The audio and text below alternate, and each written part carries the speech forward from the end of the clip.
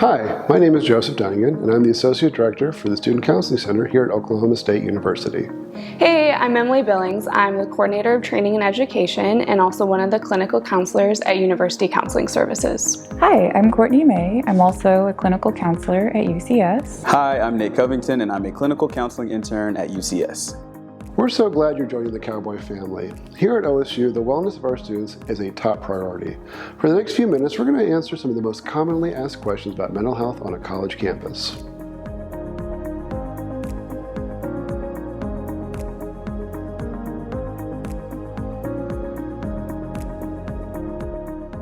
The short answer is no, you are not alone. It's typical for someone's mental health to vary based off what they're going through throughout all their life.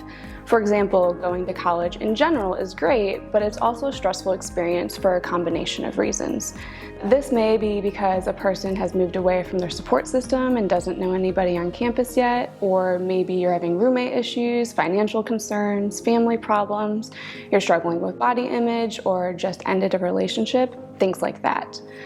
I haven't even mentioned the actual college part, like going to classes, completing assignments, picking a major, sometimes even changing a major. A person may also struggle with a variety of mental health related concerns like depression, anxiety, social withdrawal, amongst many others. These struggles can add to a person feeling alone, even though there are many people who report feeling this way. You know, that's a really good question because oftentimes when we do feel overwhelmed and stressed, it can feel very isolating. So it's natural to feel like we're alone and that like no one else experiences this, but many people do. Sometimes people experience it throughout their lives, sometimes for very brief periods of time. But what I have found is that for a lot of individuals, just understanding more about what mental health is makes a huge impact. That's one of the benefits of having a resource like the Counseling Center. You have the opportunity to talk to someone about all of this.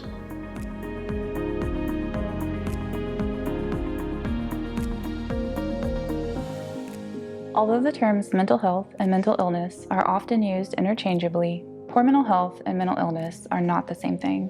A person can experience poor mental health and not be diagnosed with a mental illness.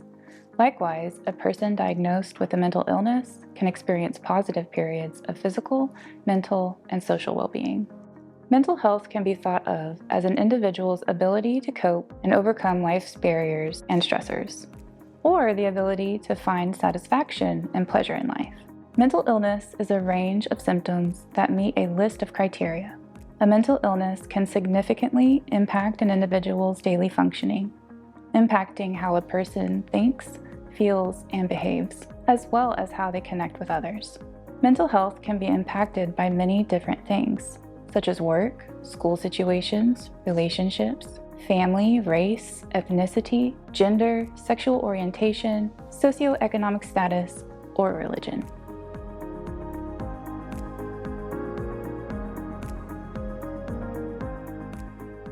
There are many signs that could indicate mental health concerns, including changes in appetite, difficulty sleeping or staying asleep, lack of motivation, low energy, difficulty concentrating, thoughts of self-harm or harming others, difficulty performing daily tasks like showering or other hygiene routines, difficulty completing assignments, attending class or work, isolating from others, and feeling emotionally numb or being disengaged. There isn't any single cause for mental illness. There can be many different factors, such as early adverse life experiences like trauma, a history of abuse, or experiencing ongoing chronic medical issues, or social factors like not having a support system or isolating from others. Even biological factors can play a role in one's mental health. Also, just to clarify, there doesn't have to be one specific reason to be diagnosed with a mental illness.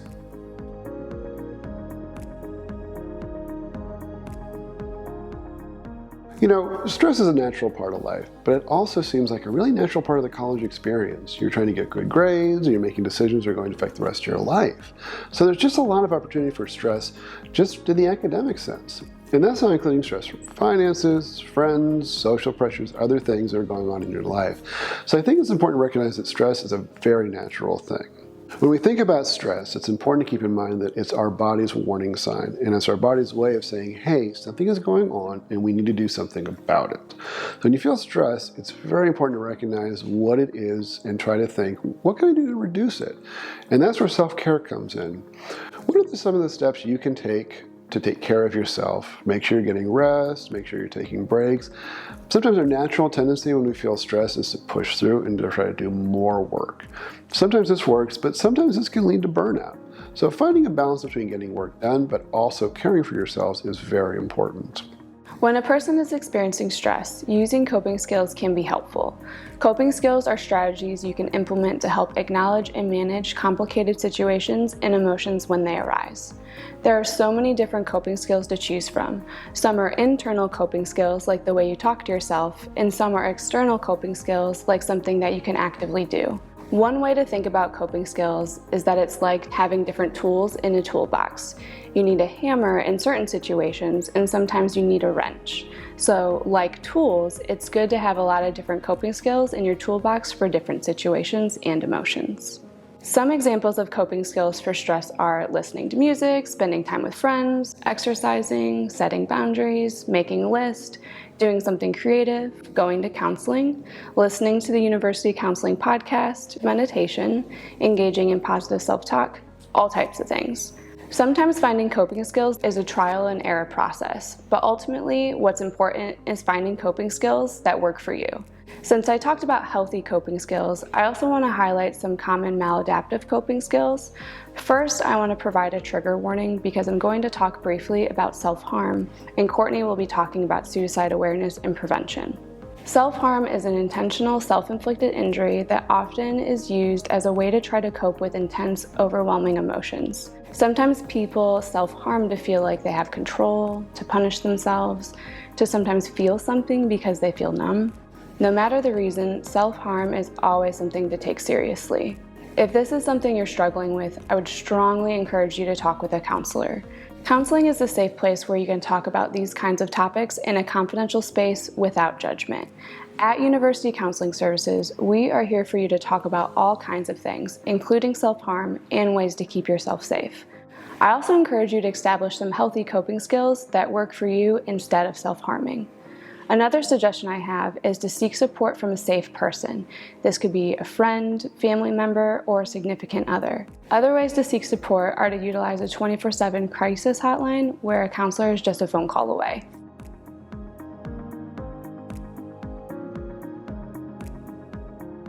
Many college students report having symptoms of depression and anxiety. It's important to remember that depression is more than feeling sad or down from time to time. Some symptoms that could be a sign of depression include feeling sad most of the day or nearly every day, seeing a decrease in interest or pleasure in activities you once enjoyed, thoughts or feelings of worthlessness or guilt, significant changes in weight or appetite, thoughts and movements that appear to be sluggish or slow, trouble concentrating, or reoccurring thoughts of death or suicide. Another common form of depression that students may struggle with is seasonal affect disorder. As the name suggests, this type of depression occurs more in the fall and winter months when the days become increasingly shorter. Anxiety is another common mental illness students face. Signs that you or a friend may be experiencing anxiety include excessive worrying, difficulty concentrating, fatigue, irritability, muscle tension, and sleep disturbances. Social anxiety is another mental illness that students may struggle with. Symptoms of social anxiety disorder include similar symptoms of generalized anxiety disorder. A key difference with social anxiety is that fear and anxiety are present during certain, if not all, social situations. Remember, you are not alone. Options for improving your mental health include therapy, social support groups, self-care, healthy changes in nutrition, physical exercise, focusing on maintaining or establishing healthy sleep habits, and medication.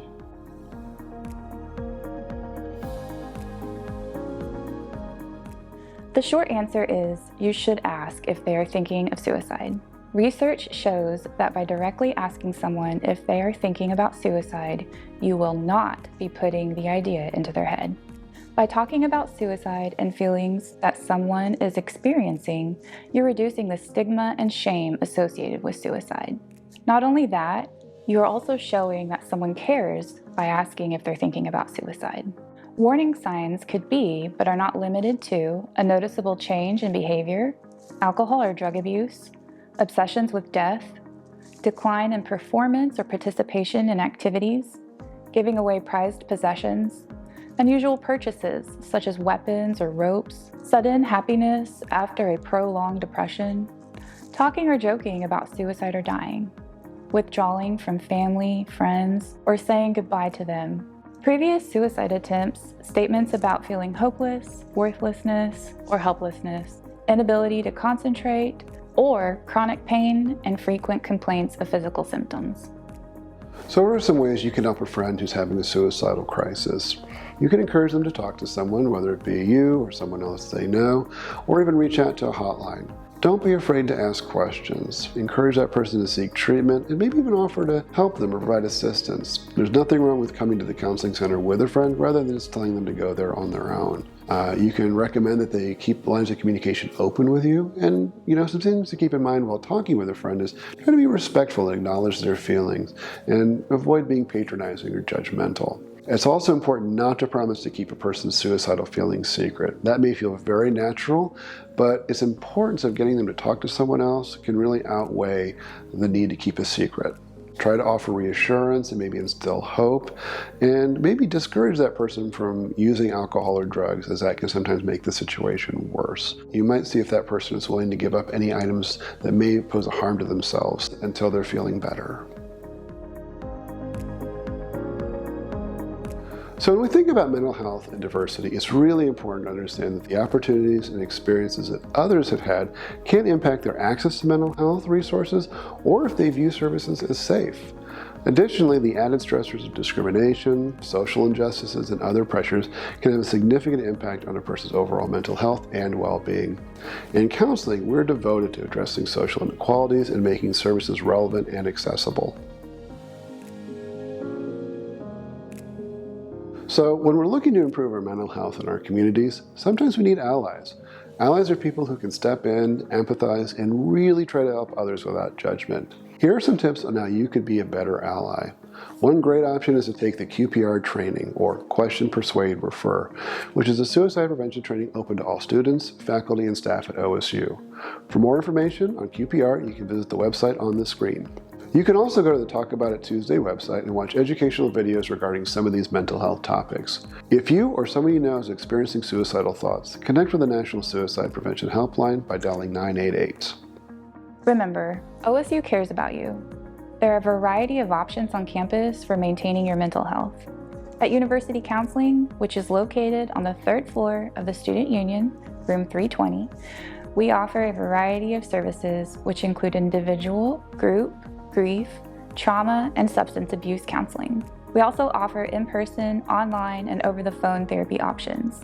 In addition, we offer a virtual and in-person walk-in clinic, as well as an online counseling service for crisis situations during regular business hours. Even after hours, help is still available. Call SAM, which stands for Student Assistance by Mercy, has licensed counselors available 24 hours a day, 7 days a week to respond to crisis and provide referrals and consultations. Brand Mental Health has a crisis hotline available 24 hours a day, 7 days a week, 365 days a year. We also have the following resources available at OSU.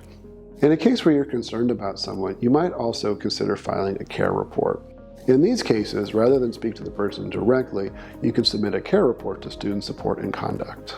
And remember, if you don't know how to handle a situation, you can always ask for help. There are many people on campus that are more than willing to help you access the resources you need at OSU. For more mental health resources, please visit the OSU Cares website.